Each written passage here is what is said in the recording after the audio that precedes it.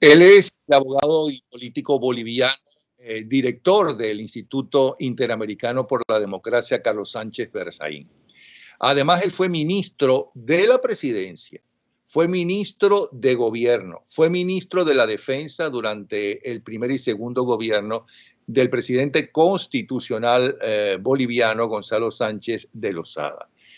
Y lo he llamado porque estábamos conversando horas atrás sobre la situación de América Latina y en especial nuestros países. En el caso del Bolivia, en el caso mío Venezuela, ¿no?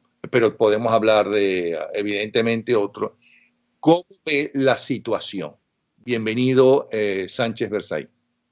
Mucho gusto, don Napoleón Bravo. Un saludo a usted y a todos sus seguidores tan importantes en toda la región. Cuénteme cómo ve la situación, porque hay buena parte de los venezolanos que ya perdieron la esperanza. Mire, para hablar de Venezuela o de Bolivia hay que hablar de la región, hay que hablar de las Américas.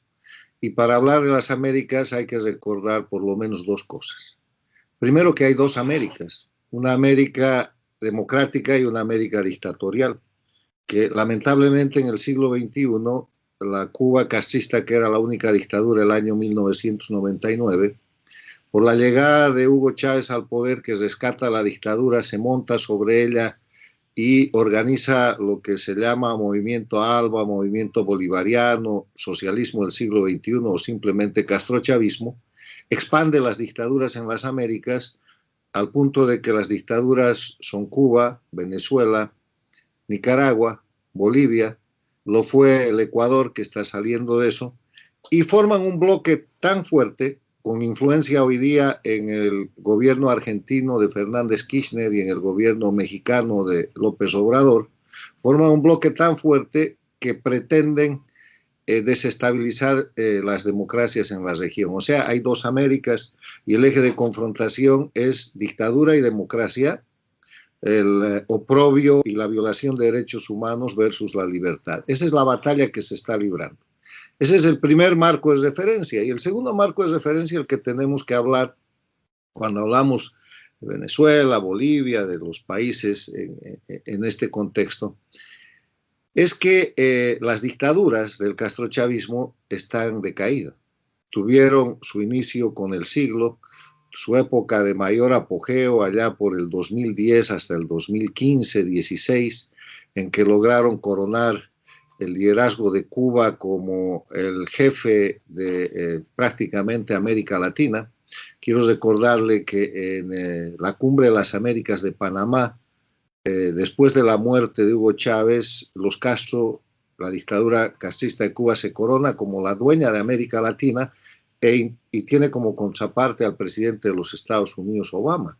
Eso después se remata con la apertura de relaciones y el reconocimiento de Estados Unidos a Cuba, y ese es el mejor momento donde América Latina está bajo el liderazgo del castrochavismo, con el liderazgo concreto de la dictadura más antigua, que es Cuba.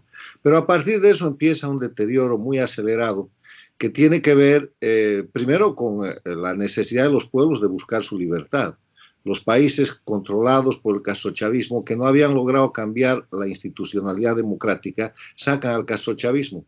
Sucede en el Brasil, donde pierde Lula Rousseff, el Partido de los Trabajadores, van a dar a la cárcel, están enjuiciados. Lula tiene hoy día 17 años de condena de cárcel por corrupto, por un solo caso, vienen más, vuelve al camino de la democracia el Brasil. Pierde el gobierno que sostenía el castrochavismo en Chile, vuelve el centro. En el Uruguay, en el Paraguay sale el castrochavismo, países que no perdieron su institucionalidad democrática.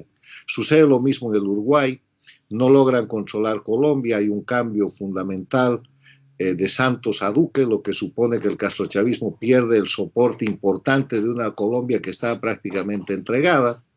En el Ecuador, quien tenía que ser el sucesor de Correa, opta por la democracia, Lenín Moreno, y emprende el más importante proceso de transición que estamos viendo en la región, que ha llevado inclusive a que la Corte Suprema del Ecuador confirme una condena de 8 años de cárcel por corrupción contra Correa y sus cómplices. Tiene más juicios, pero avanzan. El Perú sale de una situación en la cual había una percepción de que el castrochavismo se podía apoderar de ellos y normaliza su sistema electoral. En Bolivia sale el dictador, aunque no la dictadura, pero ya es un avance, y Evo Morales pierde el manejo, por lo menos, del poder ejecutivo, lo que crea una crisis en los eslabones de narcoestados que son el sistema del castrochavismo, y entonces van de caída porque además de perder espacio físico, quedan en evidencia de que el castrochavismo, el socialismo del siglo XXI no es política, es crimen organizado, es delincuencia. Violan los derechos humanos, cometen corrupción, han convertido sus países en narcoestados, auspician y hacen terrorismo, alientan guerrillas, grupos armados y secuestradores. Sus socios principales son las FARC y el ELN en Colombia, que están sostenidos por Cuba y sostenidos territorialmente por Venezuela. Permiten la penetración en América Latina del terrorismo de origen islámico. O sea, han quedado en evidencia de que son crimen organizado y que no son política. Y además de eso, se pone en marcha un proceso muy importante que es el cambio de la política exterior norteamericana. Llega al poder el presidente Trump y cambia en 180 grados la política exterior con América Latina. La funda de nuevo en los principios y valores de Estados Unidos, la libertad, la democracia, el respeto a los derechos humanos, el derecho de propiedad, el respeto a la libre iniciativa y todos esos valores universales que hacen que Estados Unidos empiece a tomar medidas paulatinas, progresivas y muy importantes para señalar a las dictaduras de Cuba, Venezuela, Nicaragua, Bolivia, y hace que un conjunto de países tengan que defenderse frente a estos narcoestados. Y hoy día, en el año 2020, hemos visto cómo se desarrolla, por ejemplo, la operación más grande antinarcóticos en el Caribe, que no es una operación norteamericana. Participa Estados Unidos, pero ahí está la Gran Bretaña, está España, está Canadá, está el propio México, está Brasil, está Colombia. Son cerca de 20 países que están llevando adelante una operación antinarcóticos para parar el tráfico de drogas y de cocaína fundamentalmente, operado desde Venezuela con Cuba y en el eje de estos narcoestados del socialismo del siglo XXI. Además de eso, las medidas internacionales crecen en contra de esta amenaza de los países del castrochavismo, y para el caso de Venezuela sucede algo espectacular. Hace casi 2 años el presidente de la Asamblea es reconocido como presidente legítimo de Venezuela en enero del 2019 y casi 60 países lo reconocen. O sea, todo esto, y pudiera ocupar el programa detallando datos y detallando hechos, pero hay que agregar un punto más que es vital.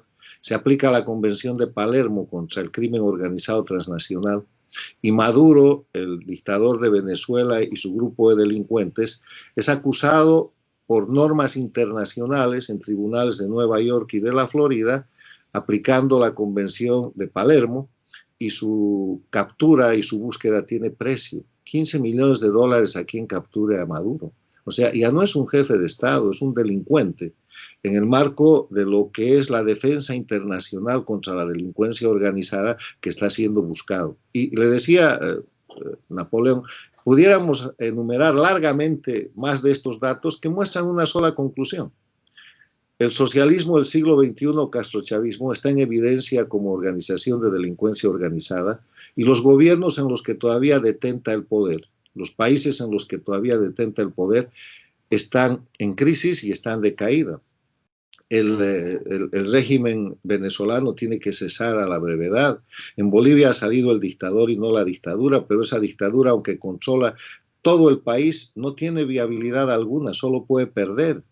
En Nicaragua sucede exactamente lo mismo. Nicaragua es un dictador cercado, es un dictador arrinconado, lo mismo que Cuba. Las dictaduras del socialismo del siglo XXI están en un estado de agonía, primero porque sus economías están liquidadas. Segundo, porque viven en crisis humanitarias agravadas por la crisis del coronavirus, que solamente se sostienen por la fuerza y la violación de los derechos humanos. Tercero, están en evidencia ante la comunidad internacional, que está pidiendo el retorno de la libertad y la democracia a esos países. Y cuarto, no tienen ninguna posibilidad de que nadie los auxilie. Cuba entró en crisis cuando acabó la Unión Soviética, cayó el muro de Berlín, y la rescató de su agonía final Chávez el 99. Hoy día no hay manera de que nadie rescate a las dictaduras del castrochavismo, o sea que mi diagnóstico es que en el corto plazo, pero en el corto plazo de un periodo de meses a menos de 2 años, las dictaduras del castrochavismo deberían ser historia y deberían haber desaparecido de nuestra región. Lo siento muy optimista, ojalá sea todo lo que dice se cumpla, pero se olvida de Argentina, se olvida del cambio en México. No, los he mencionado, pero son países en crisis. Mire, ¿qué es el cambio en la Argentina? Macri, con un mal gobierno, llevó a los argentinos a votar en la última elección entre el mal gobierno, que era el de Macri, su reelección, o el crimen organizado, y prefirieron el crimen organizado y están pagando el precio. La Argentina está en default, tiene un levantamiento de reclamos de la policía en el Gran Buenos Aires, tiene un país prácticamente enclaustrado y apresado con el pretexto del coronavirus que ha liquidado la economía argentina, tiene una popularidad que ha ido en franca caída y se ha vuelto refugio de criminales. Fernández, Kirchner están usando el gobierno primero para lavar los actos criminales de Kirchner y su gobierno. Están atacando a los jueces federales, están tratando de llevar adelante una falsedad, un simulacro de cambios en la justicia solamente para aumentar el número de jueces federales y poner jueces que terminen liberando a Cristina Kirchner y su banda de los crímenes que han cometido. Y los argentinos lo saben y el Poder Judicial está resistiendo. O sea, la crisis en la Argentina no puede ser más grande. Están en default, no tienen con qué pagar la tremenda deuda externa que, como dice el refrán popular, como Dios no castiga con palo, todas las trampas que hicieron los Kirchner en sus casi 12 años de gobierno les han vuelto a caer en sus manos después del periodo de Macri. Entonces, la Argentina es un problema gravísimo para la Argentina y para la región, y lo que estamos viendo nada más en la política exterior es la expresión de la decisión de Fernández y Kirchner de ser sostenedores del crimen organizado transnacional. Y para eso han hecho varias cosas. Primero, la lista de invitados a la posesión del presidencial de Fernández Kirchner. Ahí estaba Lula invitado, Evo Morales, estaba Correa, todos los delincuentes del socialismo del siglo XXI, incluidos los españoles. El segundo, el tema con relación al proceso de lucha contra las dictaduras. Se han formado al lado de las dictaduras. Reconocen al gobierno de Maduro, no reconocen el gobierno interino de Bolivia después de la salida de Evo Morales. Tercero, una franca confrontación contra la democracia, tratando de bloquear la elección del presidente del Banco Interamericano de Desarrollo, haciendo una suerte de sindicato para buscar simplemente mayores beneficios. Y cuarto, el tema del encubrimiento. Ellos tienen a Evo Morales, que está buscado nacional e internacionalmente por delitos que van desde el asesinato, las masacres, el narcotráfico, hasta el estupro y el tráfico de menores.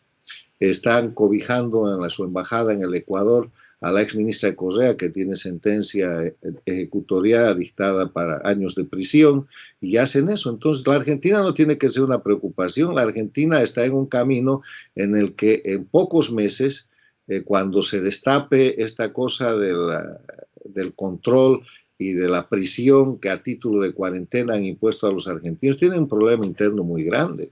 Y México va por el mismo camino. México está tratando de disimular su crisis interna, llevando adelante un procedimiento para enjuiciar a los expresidentes de México. Que esa es una metodología típica del castrochavismo. Lo han hecho en Venezuela, lo han hecho en Bolivia, lo han hecho en el Ecuador, lo han hecho en Nicaragua. ¿Y en qué consiste? Consiste en dictar una ley y darle valor retroactivo, que esa es la violación más violenta y más brutal a los derechos humanos, porque las leyes, por principio de derechos humanos, no son retroactivas. Entonces, lo que hacen los castrochavistas, los socialistas del siglo XXI, con el pretexto de la lucha contra la corrupción, con el pretexto que ellos encuentran para publicitar y para hacerlo pseudo popular en determinado momento, hacen leyes retroactivas. En Bolivia se llamó la ley contra la corrupción y se persiguió a toda la oposición política real con hechos supuestos de gobiernos de la década de los 70, 80 y 90 para anular a la oposición. Eso es lo que quieren hacer ahora en México y no es nada nuevo. y yo espero que la institucionalidad de México sepa defender. O sea, no se preocupe porque un par de cojos o de tuertos, como son los gobiernos de México y de Argentina, no son demasiado auxilio a un grupo de leprosos que son los gobiernos de Venezuela, la dictadura de Bolivia que no sale y Nicaragua. Ya va. Esta última se escucha complicada, pero se le entendió. No, se la repito porque se entendió y se arregló, se acaba de arreglar. Un grupo de inválidos, como son Argentina y México, con los gobiernos de Fernández Kirchner y de López Obrador, que tienen grandes debilidades y que están en grandes crisis, no son ayuda para un grupo de leprosos que están en una etapa final, terminal, como son las dictaduras de Cuba, Venezuela, Nicaragua y la dictadura que no sale de Bolivia. No se preocupe por eso. Usted habló de que ya se considera a Maduro no como un presidente, sino como un narcotraficante, entre otras cosas. Pero no es así. Las Naciones Unidas, a quien consideran como presidente, es a Nicolás Maduro, ¿no? La mayoría de los países europeos exactamente igual. Y hay una debilidad lamentable en el Grupo de Lima, y muchos de los acuerdos que se tomaron gracias a la iniciativa de la Organización de Estados Americanos, el principal hombre allá en la OEA, no se llevó a cabo. Brasil evidentemente y Bolsonaro evidentemente no respeta a Maduro como presidente, pero ahí están las dos embajadas.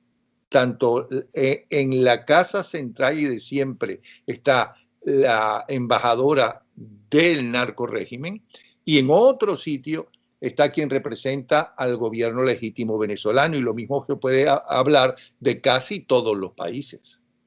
Mire, eso nos lleva al tema central. Lo que hemos hecho hasta aquí es una descripción topográfica de una realidad objetiva que, insisto, muestra el socialismo del siglo XXI, las dictaduras del castrochavismo en crisis.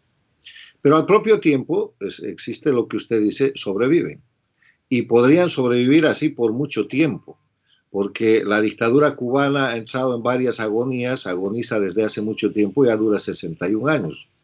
Entonces, si no queremos que eso se repita, con la propia dictadura de Cuba, con la dictadura de Venezuela, con la dictadura de Nicaragua y con el sistema dictatorial que tienen instalado en Bolivia, y no queremos que esto se expanda, hay que preguntarnos qué es lo que está pasando.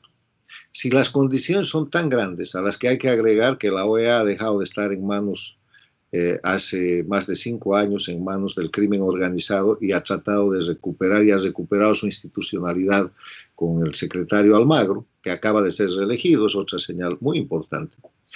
O sea, la democracia y la libertad le están ganando a la dictadura, a los narcoestados y al castrochavismo.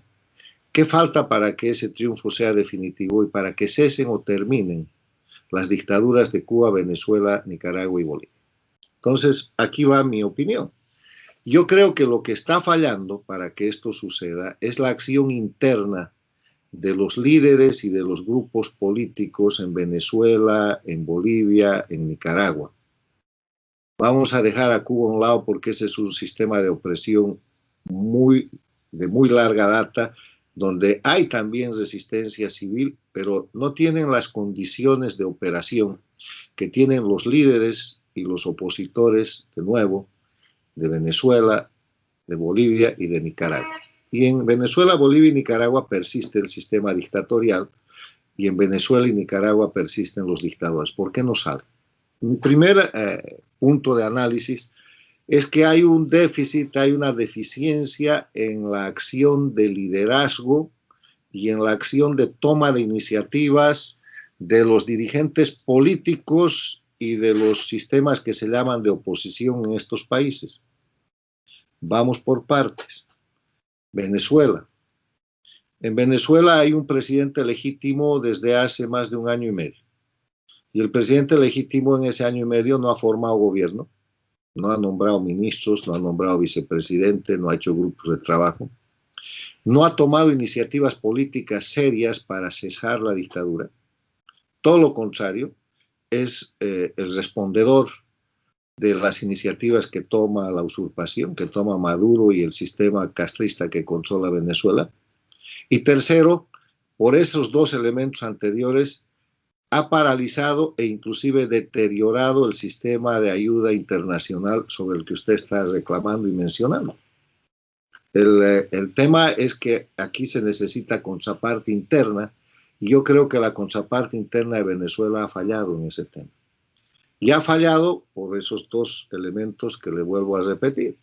No ha formado gobierno, si no está organizado usted cómo va a actuar. Y segundo, no ha tomado iniciativas.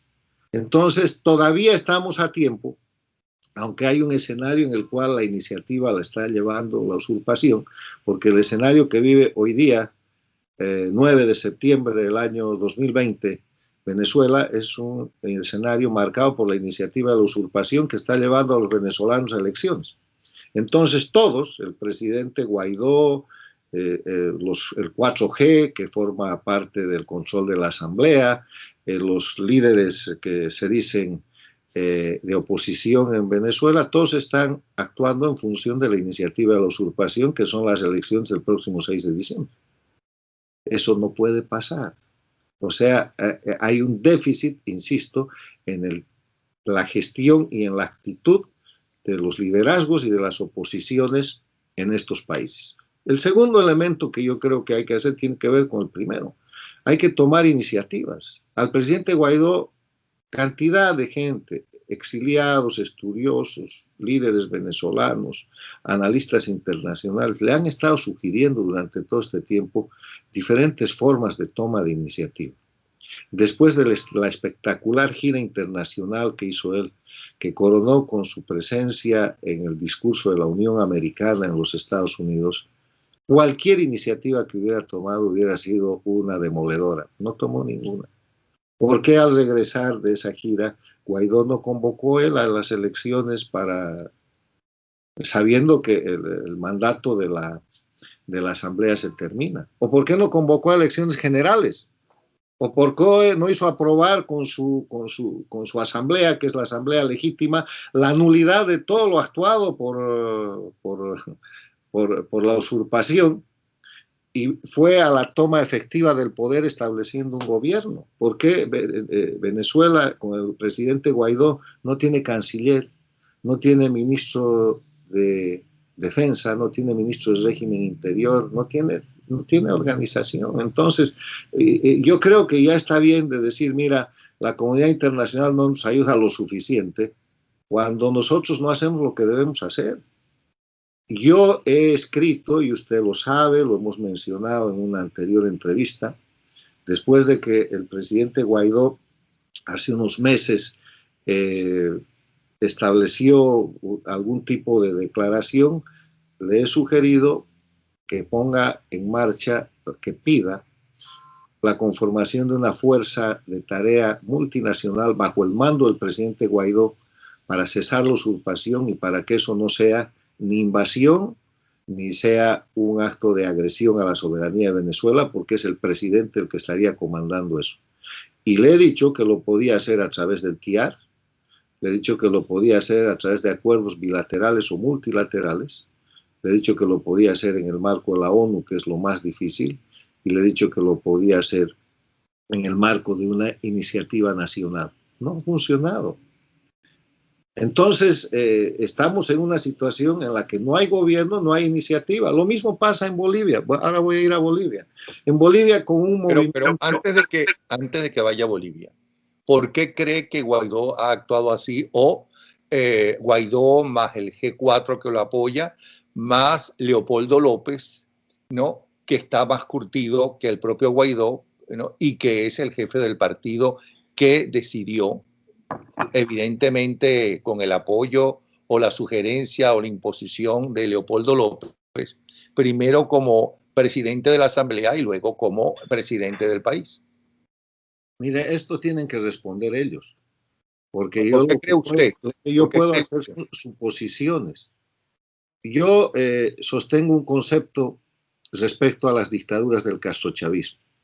Ellos instauran sus dictaduras y las vuelven dictaduras electoralistas. ¿Qué es una dictadura electoralista? Es cuando una persona o un grupo de personas detentan el poder por medio de la fuerza y la violación de los derechos humanos y violan todo el sistema democrático para permanecer indefinidamente en el poder. En dictadura no hay Estado de Derecho, hay violación de derechos humanos, no hay división e independencia de poderes, pero en la dictadura electoralista hay elecciones. Por eso es dictadura electoralista. Y en esas elecciones llevan al país, llevan al pueblo a votar, pero no a elegir. En la dictadura electoralista se vota, pero no se elige. Y eso es Venezuela, eso es Nicaragua, eso es Bolivia, eso fue y está tratando de salir el Ecuador. En esa dictadura electoralista, para que funcione el sistema de dictadura electoralista, usted necesita un elemento, se llama oposición funcional. ¿Qué es la oposición funcional? Es la oposición de mentira, es la oposición que está de acuerdo con el régimen para hacerle el juego de creer que eso es una democracia, para simular que eso es un proceso electoral. Y la oposición es funcional porque rompe la principal característica de una oposición en democracia. La principal característica de la oposición en democracia es la toma del poder por medio de las elecciones. Si usted está nomás en la oposición para ser eternamente oposición, no es oposición, es funcional, es corifeo, es acompañamiento. En la oposición se está para buscar tomar el poder, para buscar tomar el gobierno democráticamente. Y lo que ha demostrado hasta aquí el G4 al completo, en la persona de Guaidó y con Leopoldo López, que parece que es el mandamás de ese sistema, es que son funcionales, no quieren tomar el poder. Tienen hasta la presidencia, tienen la asamblea, pero no quieren tomar el poder. Entonces hay que salir de esa oposición funcional y eso cuesta. Eso cuesta porque la violencia todavía está en manos del sistema usurpador de la dictadura. Y entonces se caen situaciones en las cuales se le permite a la dictadura el negocio de siempre de los dictadores, que es una patente cubana y anterior.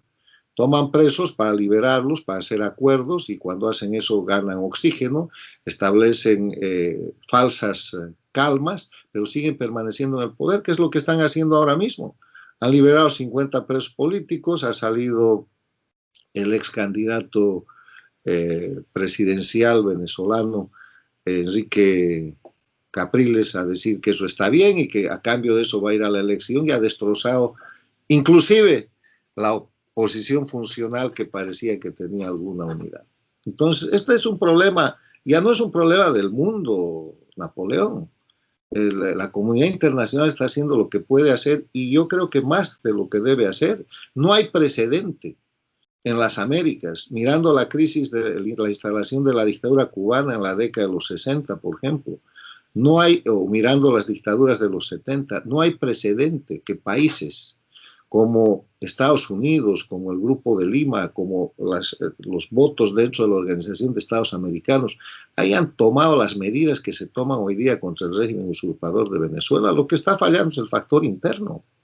No hay unidad, no hay gobierno, aunque les han puesto en bandeja la posibilidad de hacer gobierno, no hay iniciativas, no hay estrategia, y el pueblo está confundido y el pueblo está sufriendo las consecuencias, porque en todo esto nosotros hablamos de hechos políticos, de análisis, y el pueblo, la gente está sufriendo crisis humanitaria, crisis de pandemia, y están llevando a los venezolanos a un punto en el que llevaron, por ejemplo, al pueblo cubano, que la gente tenga más miedo al miedo que al hambre. Y estamos en eso. Y el rol de los líderes democráticos es quitarle el miedo a la gente. En Venezuela lo habían logrado. Devolverle la confianza en el futuro, en la libertad y restaurar rápidamente el sistema de libertad y democracia. Y ese es un fallo interno del liderazgo venezolano. Y no hay que poner nombres ni nada, simplemente hay que decir que eso es lo que hay que arreglar. Si sabemos que tenemos un coche que es un vehículo extraordinario para cumplir todos los objetivos y todas las metas y tienen las llantas pinchadas, por favor, parchemos las llantas. El problema es interno en Venezuela, lo mismo que es en Bolivia, para que usted no crea que estoy hablando de un tema que es solamente venezolano. El mismo problema existe en Bolivia, el mismo problema existe en Nicaragua. Entre otras cosas, porque el sistema dictatorial castrochavista, con la metodología castrista de 60 años, ha ido a debilitar la posibilidad de unidad, evita a toda costa la unidad de las oposiciones, con amenazas, con negocios, con sobornos, con alianzas, con encarcelamientos, con violación de los derechos humanos, pero rompen la unidad. En segundo lugar, porque a partir de eso siempre ellos están poniendo la agenda. Y en tercer lugar, porque nadie piensa en el destinatario o en el más importante actor, que es el pueblo. La razón por la que en Bolivia se produce la salida del dictador es porque un movimiento de resistencia civil absolutamente popular sobrepasa a los líderes políticos, sobrepasa a los candidatos, arrincona a los partidos políticos y saca al dictador, con una actitud positiva de la policía y de las Fuerzas Armadas, a las que ese mismo movimiento presiona y obliga a actuar como han actuado, a apoyar el movimiento en el caso de la policía y a neutralizarse en el caso de las Fuerzas Armadas. O sea, no es que en Bolivia los líderes políticos son mejores que en Venezuela. De repente son peores, porque ahora nos están llevando a una elección en dictadura en la cual existe la posibilidad de que el sistema de la dictadura gane la elección, porque es una nueva elección en dictadura. O sea, lo que estoy hablando de Venezuela sirve para Bolivia, sirve para Nicaragua, y el Ecuador está saliendo porque hay un líder que tiene poder y que está ejerciendo el poder para hacer una transición, que es Lenín Moreno.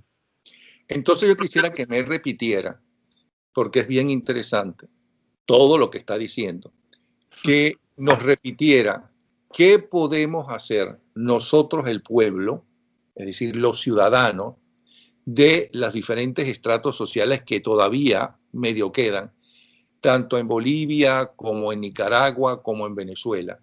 ¿Qué es lo que nosotros podemos hacer, ya que nuestros líderes no lo están haciendo, para presionar para que cambie y caigan esas dictaduras? ¿Qué puedo hacer yo que estoy en mi casa con coronavirus? Bueno, lo único que funciona, resistencia civil, pero no esta vez contra el dictador o la dictadura, sino contra los líderes falsos o verdaderos de la oposición, para que dejen de ser funcionales, para que dejen de ser ineficientes y para que cumplan su obligación. Hay que llevar adelante en Venezuela, en Bolivia, en Nicaragua, un gran movimiento de resistencia civil contra la gente que se dice de oposición, para que de una vez sepamos dónde está, porque en esta lucha solo hay dos grupos. Están las dictaduras castrochavistas de delincuencia organizada con sus narcoestados, violando los derechos humanos, y está la lucha por la libertad, la democracia y las repúblicas. Al medio no hay nada.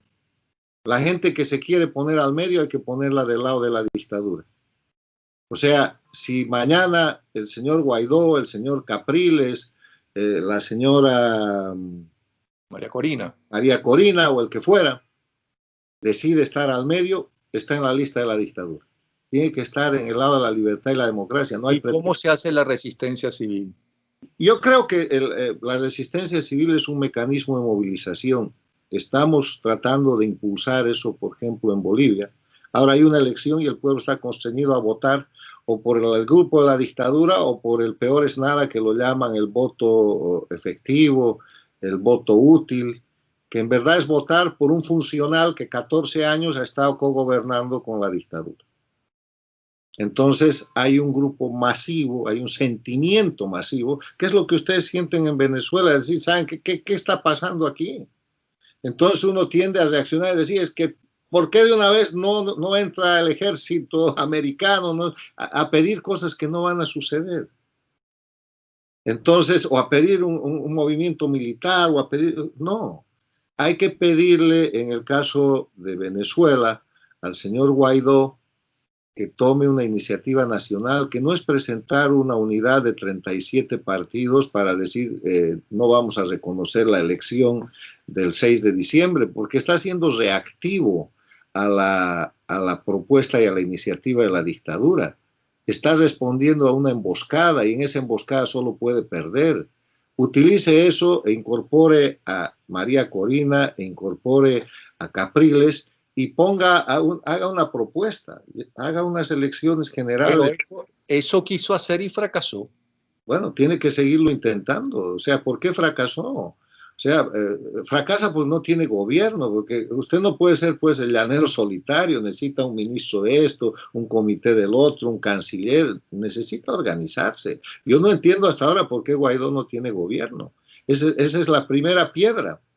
Cuando sepamos que el ministro, que el canciller de Guaidó, voy a dar nombres supuestos, locuras, para hacer un gobierno de unidad nacional, el canciller de Guaidó es el señor Capriles y la ministra del Interior es la señora, o la ministra de Defensa es la señora María Corina, y el ministro de Economía es el señor Ramos Alup, o lo que usted quiera.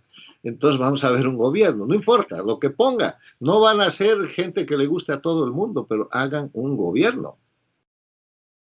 O sea, no puede Guaidó tomar una iniciativa tampoco solito, ¿no? Ya estuvo bien la gira. Y vamos a Bolivia, ¿qué es lo que tenemos que hacer los bolivianos? Resistencia civil para que la presidenta interina de Bolivia, que no ha cumplido una letra de un proceso de transición, que ha convertido su gobierno en un gobierno interino de continuidad, restaure la república con un decreto presidencial.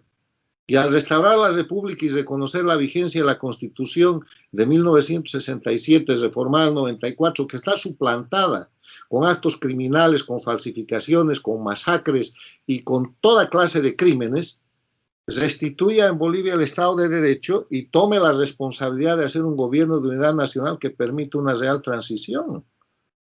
La presidenta interina de Bolivia no ha hecho lo único que debía hacer, empezar una transición. Reconocer la vigencia de la República de Bolivia, restaurar el Estado de Derecho, romper los poderes de la dictadura. Ella está en la cúpula de un poder ejecutivo, porque no controla ni siquiera la base del poder ejecutivo, con un poder legislativo de la dictadura, la Asamblea, con un sistema judicial de la dictadura, con tribunales constitucionales de la dictadura y con un poder electoral de la dictadura.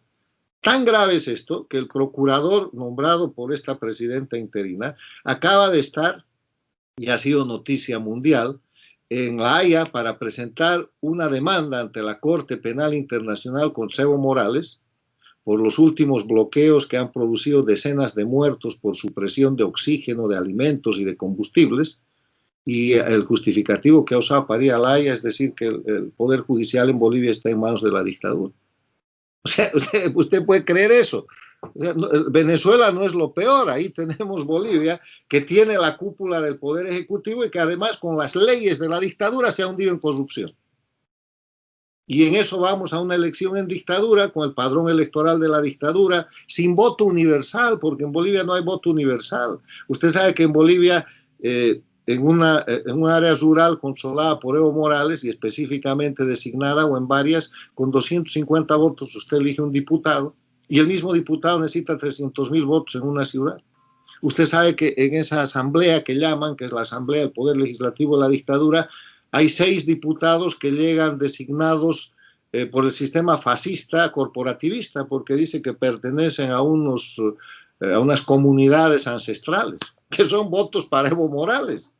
O sea, ¿de qué democracia hablan? En esas condiciones creen que las elecciones del 18 de octubre en Bolivia van a ser libres, justas y limpias. Mentira, son otras elecciones en dictadura, es una farsa. O sea, salgamos de la farsa. Este es el segundo consejo. El primer consejo lo acabamos de desarrollar largamente, que es un problema interno y que tenemos que arreglar el tema interno para que podamos realmente terminar con las dictaduras y con los dictadores. Y el segundo tema es que hay que sincerar lo que está pasando. Empezaremos a llamar las cosas por su nombre. No reconozcamos las caretas, las falsedades que la dictadura ha puesto para sostenerse. Si el señor Guaidó es un opositor funcional, díganselo de una vez. Tiene que escoger entre ser presidente o ser opositor funcional. Porque a este paso quienes están sosteniendo las dictaduras, como yo afirmo en mi columna de esta semana, son los opositores. ¿Quién sostiene la dictadura de Maduro? La oposición. porque por la comunidad internacional ya tendría que estar acabada y por la presión del pueblo ya tenía que haber salido. Entonces, ¿qué es lo que está fallando? ¿Quién sostiene el sistema dictatorial en Bolivia? La oposición y el gobierno interino, porque por el pueblo eso tenía ya que haberse ido y por el sistema legal internacional tendría que haber acabado. ¿Qué está pasando en Nicaragua? Lo mismo. En Nicaragua con el elemento económico, que no he mencionado ni en Venezuela ni en Bolivia, que es muy claro, hay una burguesía de las dictaduras del socialismo del siglo XXI, banqueros, empresarios, nuevos ricos, que atornillan todo esto y que son muy visibles en Nicaragua, además de todos los males que he señalado. En Bolivia también existen y en Venezuela también existen, y el regadío de monedas y de muchísimo dinero impregna la política y nos lleva a donde estamos. ¿Y qué me dice del narcotráfico en estos tres países? Además de eso, son narcoestados. Yo sobre esto ya le he dicho que son narcoestados. ¿Qué más le puedo decir? El usurpador Maduro y su banda acusados en la Convención de Palermo, porque eso no es la justicia norteamericana, es la justicia internacional aplicando la Convención de Palermo. Evo Morales ha construido un narcoestado utilizando sus sindicatos y federaciones productoras de coca y de cocaína como mecanismos criminales de control territorial para sostener la dictadura en Bolivia y para sostener la impunidad.